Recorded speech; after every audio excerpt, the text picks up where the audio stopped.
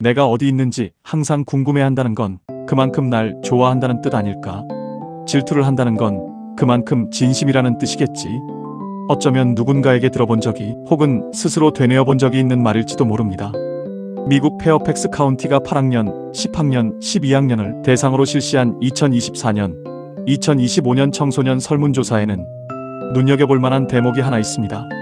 지난 1년간 교제 상대에게 언어적, 신체적, 성적, 폭력을 당했다고 답한 청소년의 비율은 2019년 이후 전반적으로 줄어드는 흐름을 보였습니다. 그런데 딱 하나 정반대 방향으로 움직인 지표가 있습니다. 내 행방을 항상 알고 있으려는 상대가 있다는 응답만은 2021년 이후 오히려 계속 늘고 있었던 겁니다. 폭력은 줄어들고 있습니다. 그런데 통제는 늘어나고 있습니다. 이 엇갈린 흐름의 뒤에는 청소년의 뇌가 이건 위험하다는 신호와 이건 사랑이다는 신호를 혼동하게 만드는 아주 구체적인 뇌과학적 메커니즘이 숨어 있습니다. 오늘은 그 이야기를 따라가 보겠습니다. 먼저 규모부터 짚어보겠습니다. 국내외 연구를 종합한 자료에 따르면 13세에서 17세 청소년을 대상으로 한 데이트 폭력 유병률 분석에서 신체적 폭력을 경험한 비율은 약 20%, 성적 폭력은 9% 수준으로 나타났습니다. 심리적 학대는 이보다도 더 높은 비율을 보였습니다. 미국 CDC 자료를 바탕으로 한 고등학생 설문조사에서는 교제 경험이 있는 청소년 가운데 약 12명 중 1명이 지난 1년간 교제 상대로부터 신체적 폭력을 당했다고 답했습니다. 그리고 미국 청소년의 약 3분의 1은 성인이 되기 전에 신체적, 성적 혹은 정서적 데이트 폭력을 한 번은 경험한다는 보고도 있습니다. 숫자 하나하나도 무겁지만 페어팩스 카운티의 설문 데이터를 조금 더 들여다보면 왜 이 문제가 한 번의 사건으로 끝나지 않는지가 드러납니다. 교제 상대에게 언어적 학대를 받은 적이 있는 학생 중 60%가 최소 2주 이상 계속해서 슬프거나 절망감을 느꼈다고 답했습니다. 언어적 학대를 받은 적 없는 학생들의 경우 이 비율은 20%에 그쳤으니 3배 가까운 차이입니다. 더 무거운 수치도 있습니다. 교제 경험이 있는 학생 중 성폭력을 당한 학생의 33%가 심각하게 자살을 고려한 적이 있다고 답했는데 성폭력을 당하지 않은 학생들에서는 이 비율이 7%였습니다. 성소수자 청소년이나 다인종 학생들은 교제 상대로부터 학대를 받았다고 보고할 가능성이 더 높게 나타났고, 이는 사회적 낙인과 차별 그리고 지지체계의 부족과 맞물려 있는 것으로 분석됩니다. 여기에 하나 더 데이트 폭력의 장기적 결과를 추적한 연구들은 청소년기의 가해자였거나 피해자였던 사람일수록 성인이 된 이후의 친밀한 관계에서도 폭력에 연루될 가능성이 더 높아진다는 것을 보여줍니다. 청소년기의 데이트 폭력 경험은 그 시기에서 끝나지 않고 이후의 관계 패턴에도 흔적을 남긴다는 뜻입니다. 앞서 나온 그 통제 지표, 내 행방을 항상 알고 있으려는 상대가 늘고 있다는 데이터가 특히 중요한 이유가 있습니다. 신체적 폭력과 달리 이건 눈에 보이는 상처를 남기지 않습니다. 얼마나 좋아하면 저렇게 궁금해할까로 쉽게 포장되고, 정작 그걸 겪고 있는 청소년 본인조차 학대라고 알아차리지 못하는 경우가 많습니다. 건강한 관계와 건강하지 않은 관계, 그리고 학대적인 관계를 가르는 기준을 보면 이 차이는 분명해집니다. 건강한 관계는 서로를 존중하고 신뢰하며 각자의 시간과 독립성을 지켜줍니다. 반면 통제하는 관계는 모든 결정을 혼자 내리려 하고 근거 없이 바람을 피운다고 의심하며 상대를 조종하려 들고 가족이나 친구와의 관계를 끊어내려는 특징을 보입니다. 문제는 이 경계선이 청소년의 뇌에서는 어른의 뇌보다 훨씬 흐릿하게 보인다는 데 있습니다. 왜 그럴까요? 여기서부터 뇌과학의 영역으로 들어가 보겠습니다. 가상의 사례를 하나 들어보겠습니다. 고등학교 2학년 예린이는 같은 학년 도현이와 사귀고 있습니다.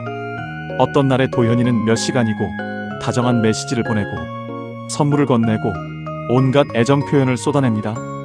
그런데 또 어떤 날은 아무 이유 없이 연락을 끊거나 사소한 일로 예린이를 심하게 몰아세웁니다.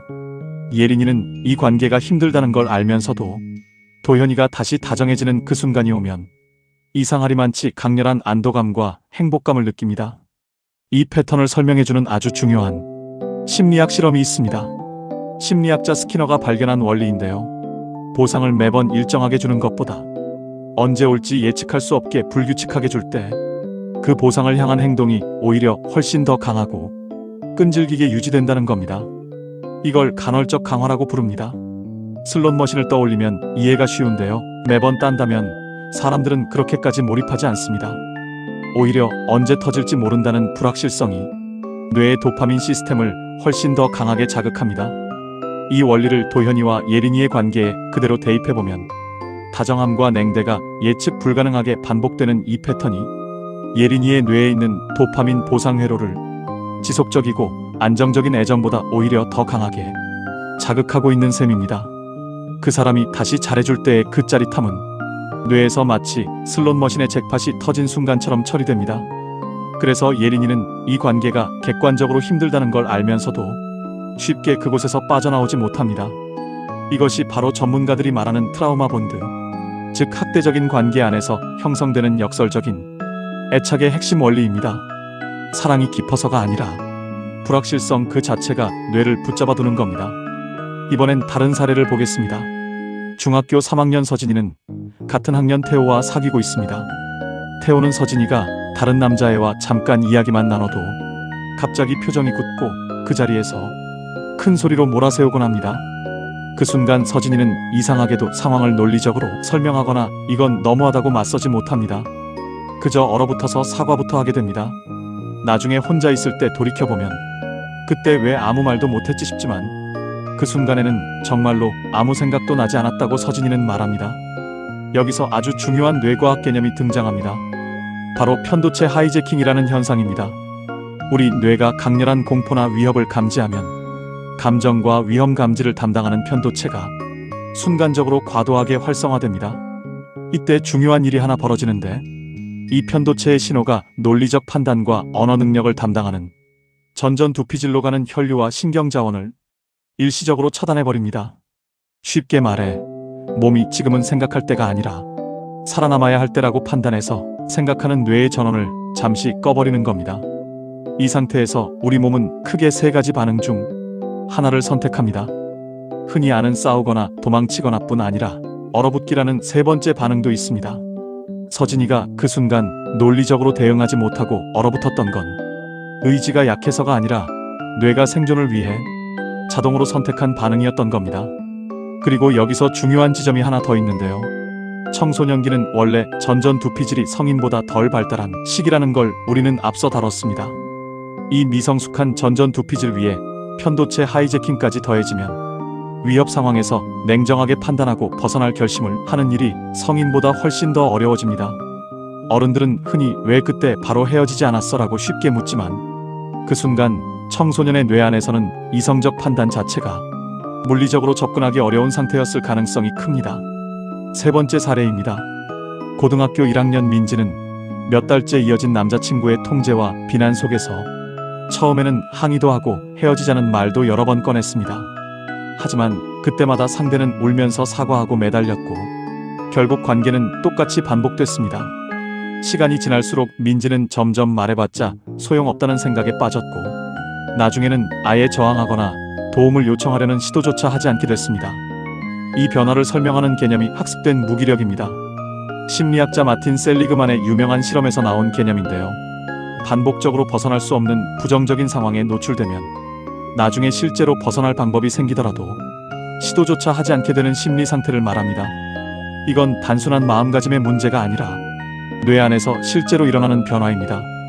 반복되는 스트레스는 스트레스 호르몬인 코르티솔의 만성적인 분비를 일으키고 이는 계획과 동기부여를 담당하는 전전두피질의 기능을 계속 떨어뜨립니다. 저항해도 상황이 바뀌지 않는다는 경험이 되풀이되면 뇌는 점점 시도하는 것 자체가 무의미하다는 쪽으로 배선을 바꿔가는 겁니다. 이것이 바로 데이트 폭력 상황에서 피해자가 왜 빨리 쉽게 그 관계를 벗어나지 못하는지를 설명하는 핵심적인 이유 중 하나입니다. 의지의 문제가 아니라 반복된 무력감의 경험이 뇌에 새겨놓은 실제 생리적 변화인 겁니다. 그래서 이런 상황에 있는 청소년에게는 왜 진작 헤어지지 않았어라고 묻는 대신 지금부터 어떻게 다시 시도해볼 수 있을까를 함께 찾아주는 접근이 훨씬 더 중요합니다. 여기서 희망적인 데이터를 하나 소개하고 싶습니다. 페어팩스 카운티의 조사 데이터는 청소년이 가진 보호 요인의 개수와 위험 행동 사이의 관계를 분석했습니다. 그 결과 적어도 3가지 이상의 보호 요인을 갖춘 청소년일수록 데이트 폭력을 포함한 위험한 행동에 관여할 가능성이 뚜렷하게 낮아지는 것으로 나타났습니다. 여기서 말하는 보호 요인은 이런 것들입니다. 자신의 행동에 책임감을 갖는 것, 잘한 일을 인정해주는 교사가 있는 것, 과외 활동에 참여하는 것, 지역사회 봉사활동을 하는 것, 대화할 수 있는 지역사회 어른이 있는 것, 그리고 도움을 줄 수 있는 부모가 있는 것입니다. 뇌과학적으로 보면 이 보호 요인들에는 공통점이 하나 있습니다. 모두 안정적인 관계와 반복된 성공 경험을 통해 앞서 이야기한 학습된 무기력과는 정반대의 배선, 즉 내가 시도하면 상황이 실제로 나아질 수 있다는 뇌의 기본값을 만들어준다는 겁니다. 이런 관계와 경험이 여러 겹으로 쌓여 있을수록 편도체가 하이제킹을 일으키는 순간에도 그걸 완충해줄 다른 신뢰관계와 판단 자원이 곁에 존재하는 셈입니다. 부모님과 선생님께 드리고 싶은 말씀이 있습니다. 아이가 그 애가 날 너무 좋아해서 그런 거야 라며 통제를 사랑으로 포장해서 말할 때 그 말을 그냥 흘려듣지 말아주세요. 누가 내 행방을 항상 확인하려고 해? 내가 다른 친구를 만나는 것도 허락을 받아야 해? 같은 구체적인 질문을 한번 던져봐 주셨으면 합니다. 그리고 무엇보다 아이에게 이 말을 분명하게 전해주시기 바랍니다. 내가 다치거나 힘들다면 그건 절대 내 잘못이 아니야. 그리고 나는 언제든 내 이야기를 들어줄 준비가 되어 있어. 관계교육 전문가들이 한 목소리로 강조하는 첫 번째 원칙이 바로 이겁니다. 그리고 지금 힘든 관계 안에 있다고 느끼는 사람이 이 영상을 보고 있다면 이 한 가지만은 꼭 기억해 주었으면 합니다. 그 순간 저항하지 못했던 건 당신이 약해서가 아니었습니다. 당신의 뇌가 그 순간 살아남기 위한 모드로 전환되어 있었을 뿐입니다. 그 관계에서 벗어나기가 유독 어렵게 느껴지는 것도 반복된 경험이 뇌에 새겨놓은 학습된 패턴 때문이지 결코 당신의 잘못이 아닙니다. 정리하겠습니다. 청소년 데이트 폭력에서 신체적 폭력은 통계적으로 줄어들고 있지만 눈에 잘 띄지 않는 통제 행동은 오히려 늘고 있습니다. 이 통제가 사랑으로 오인되고 쉽게 벗어나지 못하는 이유는 세 가지 뇌과학적 메커니즘 때문이었습니다. 간헐적 강화가 만드는 도파민의 함정, 위협 앞에서 판단력을 꺼버리는 편도체 하이제킹, 그리고 반복된 무력감이 새겨놓는 학습된 무기력. 하지만 안정적인 관계와 반복된 지지 경험이라는 보호 요인이 이 흐름을 분명히 바꿀 수 있다는 것 또한 데이터가 보여주고 있습니다. 다음 영상에서는 우리 아이가 연애를 한대요. 부모와 교사는 언제 개입해야 하고 언제 기다려야 할까요? 청소년을 이해하려면 먼저 뇌를 이해해야 합니다. 함께 하겠습니다. 감사합니다.